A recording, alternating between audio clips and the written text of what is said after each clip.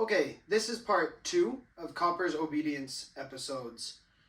Today we're working on luring the positions, which he already knows, so I'll show you it, and hopefully he'll put on a show for us, we'll see. And then naming them. So, for starters, we have clicker, we have food.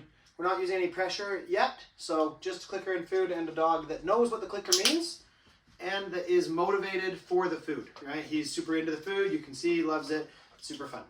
So, to start, I want to have food in my hand, and we worked on our last episode about getting a dog to follow the food. So, for starters, working on sit. So I'm going to put it above his head, wait till he sits, pay him.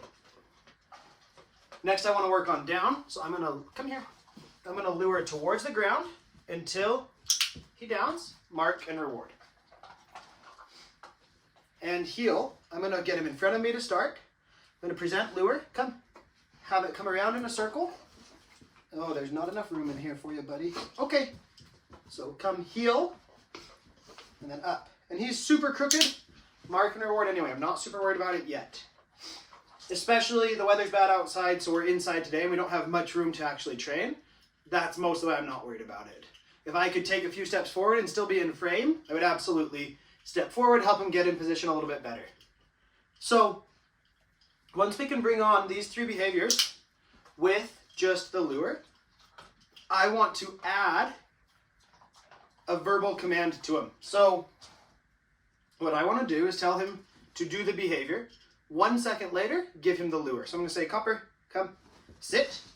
1 second later, the lure. Then mark and reward. Same thing as before, just adding a word to it.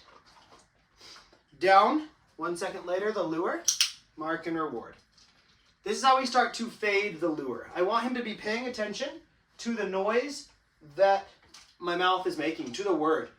I'll give you an example. I'm going to give him the lure for sit, but to tell him to down. And I'm going to guess that he's going to do whatever my hand says, not my mouth. Copper, come. Down. Notice I told him down, but he sat. I'll pay that because he is smart. But dogs prefer to watch you do it rather than to hear you. So that's why we take a second pause. I say down, then I mark. If he doesn't down, then I will lure. If we're just starting, like I said, he already knows this part. So if we were just starting, it's going to look a lot more like, come, sit, lure. Down, lure. Sit, lure. No, sit.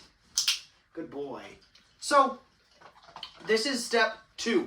Once we have the motivation, the communication, I want to start luring the positions. So Copper, heel.